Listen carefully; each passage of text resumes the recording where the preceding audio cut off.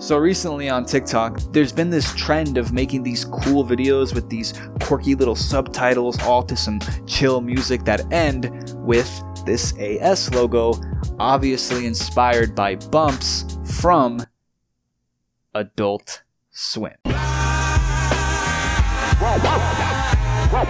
That little edit was the whole reason I spent way too much money to buy this shirt. Hope you liked it. It's easily one of the coolest trends I've ever seen, right up there with getting lung cancer from cinnamon.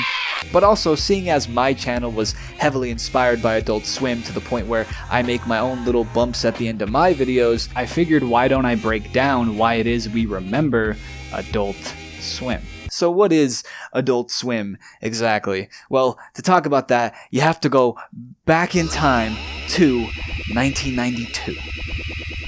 A man by the name of Ted Turner would create a channel block called Cartoon Network, and at this time it would only rerun old Hanna-Barbera cartoons. You know, shit like the Flintstones, or the Jetsons, or Scooby-Doo, or that little Scooby-Doo that you didn't really like and kinda annoyed the shit out of you, and at times you just kinda wanted to fucking... or is that just me? This is all Cartoon Network was, up until the man, the myth, the legend, Mike Lazo appeared. Before Adult Swim's official release, Lazo would work on animation mostly for adults, because no matter what those bullies I totally did not have would say, animation can be for adults. That's right.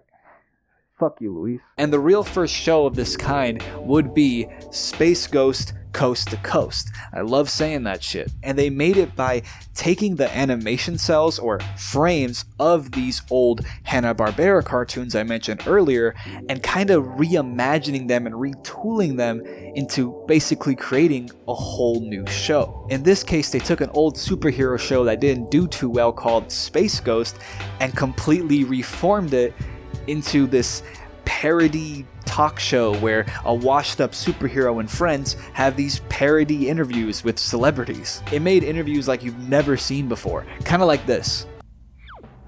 Identify yourself to the universe. I'm Internet Pitstop. I'm from YouTube. Where are you from? I'm from outer space, home of the universe. Oh, okay, that's cool. Well... What do you want? Oh, well, I was gonna ask... Nobody cares. Nobody cares. Space Ghost was so important not just because it was the first of its kind, but also because it was the first sign of Adult Swim's type of humor, that subdued anti-humor or the surrealist humor, which would go on to not only inspire other creators, the Eric and Andre show named Space Ghost as its biggest inspiration, but also I think inspire the later viewers of Adult Swim. Basically, I'm only kinda funny because of Adult Swim. Soon enough, other shows were created in this same reimagining way, and by 2001, they were all aired together on the first broadcast of... All kids out of the pool for Adult Swim. All kids out. This was the ad that would play late at night, right after Cartoon Network was done airing its cartoons, mainly for kids. It's basically a bunch of old people at a pool doing pool-related activities with a lifeguard, basically telling the little shitheads to go to bed because it was the adults' time to watch cartoons, and they would have these little signs of like, warning, strong language, caution, sexual innuendo, caution, limited animation, no diving, no kids, you get the point. Now from here, it might just seem like this was just Cartoon Network's version of Nick at Night, where they would air more adult-related stuff towards nighttime, but Adult Swim would become so much more than just that. For starters, Adult Swim had such a wide variety of content. It was Adult Swim that played a hand at blowing up shows like Futurama or Family Guy when other broadcasts canceled them. I don't think you could find another broadcast that would air something like Loiter Squad. My daddy when I was 7 years old. Why you got so many necklaces? Why you got necklace? Why you in my house? Why you at my fireplace at my dinner? Put my mama house on fire cause she She ain't let me color it. It was Adult Swim and Toonami that played a huge hand at showing more mature anime to a much wider Western audience. Trigun, Outlaw Star, Samurai Champloo, Big O, and of course the first being Cowboy Bebop. They would also use their pre-commercial breaks or bumps to introduce you to musicians or underground hip-hop artists you've never heard before. MF Doom, J Dilla, Killer Mike. You probably should learn how to fight, how to box, karate, or something, because times are getting hard, and I'm thinking mugging is going to make a real big comeback in the next few years. And of course, the one and only Flying Lotus. I was living at my mom's house, and the only TV I would watch is Adult Swim. I'd, get up, Saturday, late night kind of thing, go for a little drive before I watch, get high real quick, watch all them cartoons, and they had a little blip on saying, yeah, you think you got some beats, huh? Think you got some tracks, send them over. It seemed like the next week I got an email asking for a track list, and they were playing stuff on the TV, man. And the first thing they played, they made a promo for the Boondocks around one of my tracks.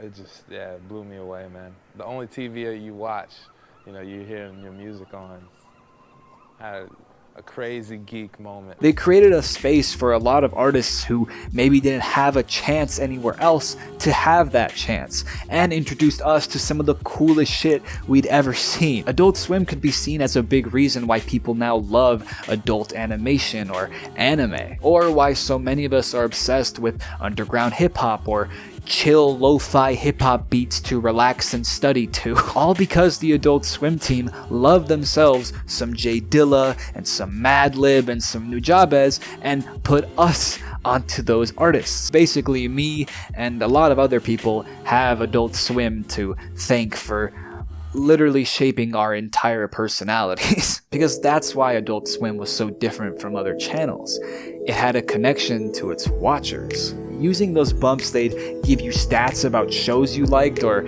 answer emails, or downright just converse with you and tell you things. I remember this bump of them paying tribute to the late and great J Dilla by naming some of the best hip-hop producers of all time, all of them being J Dilla, but just different ways of saying J Dilla while also playing some J Dilla. Adult Swim really felt like your cool older brother that was introducing you to all this cool shit you've never heard of before. It had its own little atmosphere, or dare I say, vibe.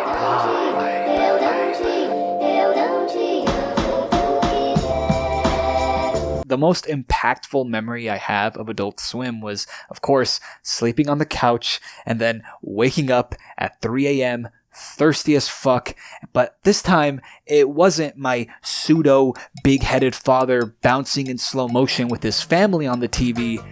It was Cowboy Bebop. And as I was having my mind just altered and blown by the show, I would then experience my first Adult Swim bump.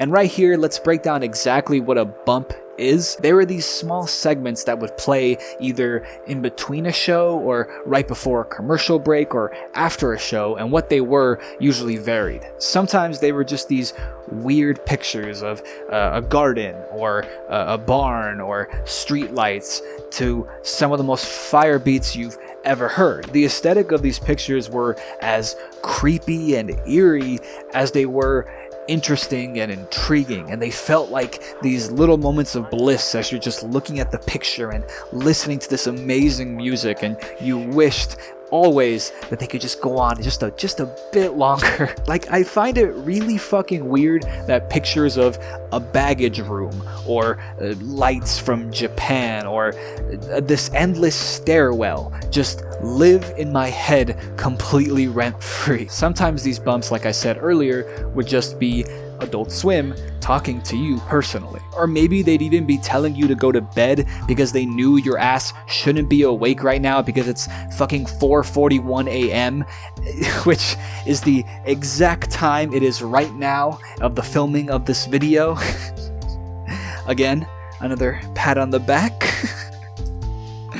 I'm fucking tired, dude.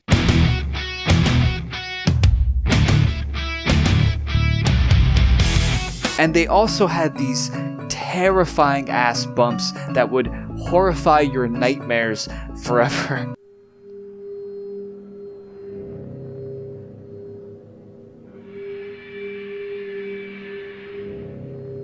It felt like Adult Swim made these to scare off the kids from watching the program. Yeah, that didn't work. I was a young shithead at the time, but it didn't stop me from watching the channel. Sure, I had some shit in my pants, but I was still completely intrigued to what was going on. And those contrasting feelings only added to the personality and vibe of Adult Swim. It made it feel like you were entering this weird portal into a weird-ass different dimension. Yes, it played amazing anime and The Boondocks and Aqua Teen Hunger Force and Family Guy and Futurama and all that other shit your mom didn't want you watching late on a school night. It wasn't the shows that aired on the program, it was the program itself. The fact that it would talk to you, these little bumps, everything that gave Adult Swim its personality. That's why people are mimicking these bumps and it became a huge trend. That's why at the end of my videos I make my own bumps that I don't think anybody watches. Adult Swim played shows that no one else would. It inspired me as a person. It inspired so many other people. It took what it meant to be a TV channel and elevated it to a whole new level. It had its own personality. That's why we remember Adult Swim.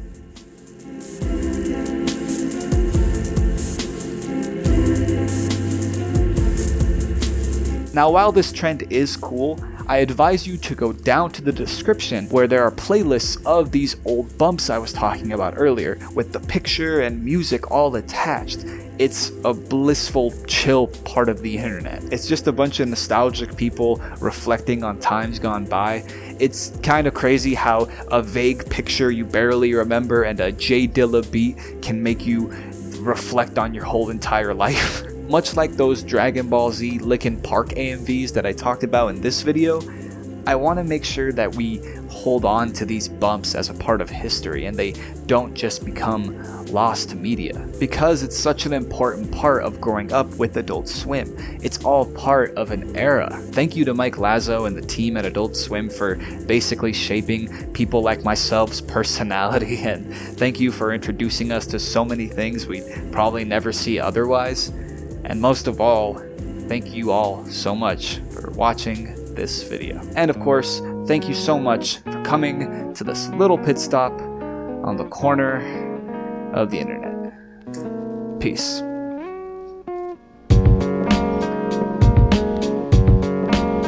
Vida de pássaro que não sabe puxar. Vida de pássaro que não sabe puxar. Vida de pássaro que não